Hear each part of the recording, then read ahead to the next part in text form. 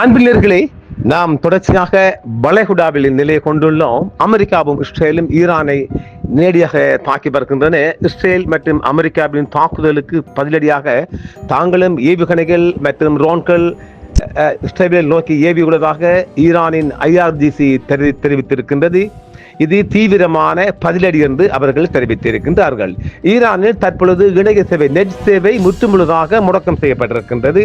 அது யாரு அவங்க செஞ்சாங்களா இவங்க செஞ்சாங்க, அநேகமாக ஈரான் அரசு செய்திருக்க வேண்டும். நெட் பிளாக்ஸ் எல்லாம் செய்யப்பட்டிருக்கிறார்கள். இணைய கண்காணிப்பு அமைப்பின்படி அங்கு இணைய இணைப்பு தற்போது 4% மட்டுமே உள்ளது அரசாங்கத்துக்கு மாத்திரம். இது கடந்த ஆண்டு நடந்த போரின் போது கையாளப்பட்ட அதே உத்தியாகும். எனில் இந்த உளவுக்காரங்களுக்கு கொஞ்சம் பிளாக் பண்ணலாம் இல்லை அதற்காக தற்பொழுது தெஹ்ரானில் மேலும் வெடிச்சத்தங்கள் கேட்டு வருகின்றன. இந்த காணொலியை நாம் பதிவு செய்கின்ற போது அங்கு ஜலாம் நகரத்தின் மேற்கு மற்றும் தெற்கு பகுதிகளிலும் வெடிப்புகள் பதிவாகியுள்ளது. தொடர்ந்து தாக்குதல்கள் நடைபெற்று வருகின்றன. ஈரானின் வான் பாதுகாப்பு அமைப்புகள் விரோத இலக்குகளை எதிர்கொண்டு வருவதாக ஈரானிய அரசு செய்தி ஒன்று தெரிவிக்கின்றது. ஈரானிய அதிபர், அதாவது இந்த இலக்கு என்பது அரச உயர் தலைவர்களை தாக்கல் செய்யப்பட்ட ஒரு கொலைக்கான நகர்வு. ஈரானிய அதிபர் பெசஸ்கியன் பாதுகாப்பாக இருக்கின்றார் என்றும் உச்ச தலைவர் தாக்குதல் நடந்த வளாகத்தில் இல்லை என்றும் ஆரம்ப கட்ட தகவல்கள் தெரிவிக்கின்றன. இந்த தாக்குதலின் முற்றுமுழுதான நோக்கம் என்பது ஈரானின் அரசியல் உயர்மட்ட தலைவர்களை குறிவைத்த தாக்குதல், அவர்களை எல்லாம் கொலை செய்ய வேண்டும் என்ற ஒரு நகர்வாக இருக்கின்றது. தற்போதைய சூழலில் கத்தார் பாதுகாப்பாக இருப்பதாகவும் பொது பாதுகாப்பு மற்றும் சேவைகள் எவ்வித இடையூறுகளும் என்று இருப்பதாகவும் உறுதி செய்யப்பட்டிருக்கிறது கட்டார் தரப்பில் இருந்து. இதே நேரம் ஈரானின் உள்துறை அமைச்சகம் குடிமக்களை அமைதியாக இருக்குமாறு ஈரானிய அரசாங்கம் கேட்டுக்கொண்டிருக்கின்றது.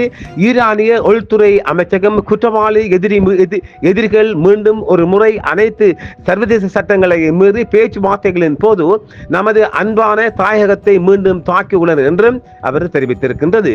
நாடு முழுவதும் உள்ள ஆளுநர்களுக்கு மாகாணங்களின் நிலைமை மற்றும் மக்களின் அவசர தேவைகளை நிவர்த்தி செய்ய அனைத்து வசதிகளையும் திரட்டுதல் குறித்த முந்தைய அறிவுறுத்தல்கள் மற்றும் உடனடி அறிக்கைகளை நினைவூட்டுவதாகவும் அமைச்சகம் தெரிவிக்கின்றது. இதேவேளை யெமன் ஹவுதிகள் இஸ்ரேலை நோக்கி ஏவுகணைகள் மற்றும் ட்ரோன்களை ஏவி வருகின்றார்கள் என்றும் ஈரான் தரப்பால் தெரிவிக்கப்படுகின்றது. ஈரான் இஸ்லாமிய குடியரசிற்கு எதிரான விரோதமான மற்றும் குற்றவியல் எதிரிகளின் ஆக்கிரமிப்புக்கு பதிலளிக்கும் விதமாக ஆக்கிரமிக்கப்பட்ட பிரதேசங்களை நோக்கி ஈரான் இஸ்லாமிய குடியரசின் முதல் விரிவான ஏவுகணை மற்றும் ட்ரோன் தாக்குதல்களை தொடங்கி இருக்கின்றார்கள்.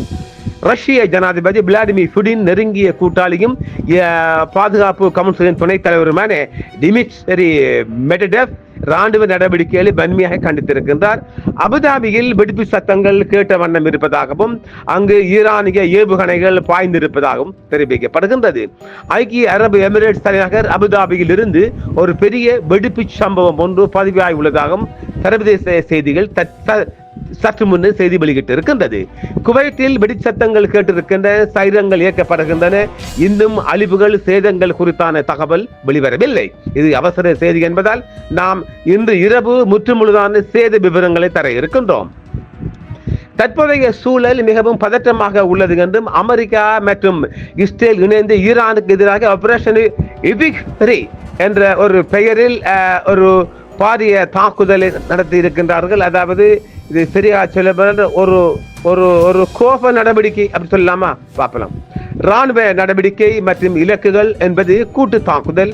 அமெரிக்க அதிபர் டொனால்ட் ட்ரம்ப் இது ஈரானின் ராணுவத்தை ஒழிப்பதற்கும் அணுசக்தி திட்டத்தை நிறுத்துவதற்கும் அந்த நாட்டில் ஆட்சி மாற்றத்தை ரெஜிம் சேஞ்ச் கொண்டு வருவதற்கும் மேற்கொள்ளப்படும் நடவடிக்கை என்று அவர் அறிவித்திருக்கின்றார். தெஹ்ரான், இஸ்ஃபஹான், கராச், ஜலாம் உள்ளிட்ட முக்கிய நகரங்களில் தாக்குதல்கள் நடந்திருக்கின்றன. குறிப்பாக அதிபர் மாளிகை, தேசிய பாதுகாப்பு கவுன்சில் அலுவலகம் மற்றும் உள்துறை அமைச்சகம் போன்ற முக்கியமான அரசியல் மையங்கள் இலக்கி வைக்கப்பட்டு தாக்குதல் செய்யப்பட்டிருக்கின்றன. கடந்த ஜூன் மாதம் நடத்தப்பட்ட தாக்குதலை விட இது மிகவும் தீவிரமானது. ஈரானின் உயர்மட்ட தலைவர்கள் ஏவுகணை தளங்கள் மற்றும் கடற்படை அழிப்பதே இந்த தாக்குதலின் முக்கிய நோக்கமாக கருதப்படுகிறது. ஈரான் புரட்சிகர காவல் படை வீரர்களை குறிவைத்து அவர்கள் ஆயுதங்களை கீழே போட்டால் முழுமையான டோட்டல் இம்யூனிட்டி வழங்கப்படும் என்றும் இல்லையெனில் அவர்கள் நிச்சய மரணத்தை சந்திக்க நேரிடும் என்றும் ட்ரம்ப் மீண்டும் எச்சரித்திருக்கின்றார். ஈரானின் இணைய சேவை கிட்டத்தட்ட 4 வீதமாக குறைந்திருக்கிறது. இஸ்ரேலை நோக்கி ஈரான் ஏவுகணைகளையும் ட்ரோன்களையும் ஏவியுள்ளது. இதனால் இஸ்ரேல் முழுவதும் எச்சரிக்கை சைரன்கள் ஒலித்த வண்ணம் இருக்கின்றது. தெஹ்ரான் நகர மக்கள் பெரும் பீதியில் உள்ளனர். பள்ளிகள், பணியிடங்கள் என அனைத்தும் மூடப்பட்டுள்ளன. மக்கள் வீதிகளில் அலைவதையும் தங்கள் குழந்தைகளை மீட்க போராடுவதையும் காண முடிகிறது. சில பகுதிகளில் மக்கள் போருக்கு எதிராகவே அல்லது ஆட்சிக்கு மாற்ற ஆதரவாகவோ முழக்கமிடுவதாக தகவல்கள் தெரிவிக்கின்றன. டபுள் இந்தியா சில பகுதிகளில் மக்கள் போருக்கு எதிராகவோ அல்லது ஆட்சி மாற்றத்துக்கு ஆதரவாகவோ முழக்கமிடுவதாகவும் தகவல்கள் தெரிவிக்கின்றன. இது வந்து சில பகுதி, அதாவது இந்த குர்திஸ்காரங்க. இஸ்ரேல் பிரதமர் நெதன்யாகு ஈரானின் இருத்தலிகளில் அச்சுறுத்தலை ஒழிப்பது இந்த நடவடிக்கையின் நோக்கம் என்று கூறியுள்ளார். ஜோர்டான் மற்றும் அரபு அமீரகத்தில் உள்ள அமெரிக்க தூதரங்கள் ஊழியர்களை பாதுகாப்பான இடங்கள் இருக்குமாறு அறிவுறுத்தியுள்ளது. அமெரிக்க நாடாளுமன்றத்தின் சில உறுப்பினர்கள் இந்த தாக்குதலுக்கு ஆதரவு தெரிவித்தாலும் இது குறித்து முறையாக ஆலோசிக்கப்படாத குறித்து மற்ற எம்பிக்கள் கவலை தெரிவித்திருக்கின்றார்கள். இது ஒரு நேரடி வேகமாக மாறி வரும் போர் சூழல், ஈரானின் பதிலடி மற்றும் இந்த தாக்குதலின் அடுத்த கட்ட விளைவுகள் குறித்த தகவல்கள் தொடர்ந்த வண்ணம் இருக்கின்றன. அடுத்த கட்டமாக இந்த நிகழ்வு மிக வேகமாக மாறி வருகிறது. இதில் ஏதாவது குறிப்பிடத்தக்க பகுதியை தாக்கம் அல்லது அமெரிக்க நாடாளுமன்றத்தின் எதிர்வினைகள் பற்றி இன்னும் விரிவாக தெரியவில்லை.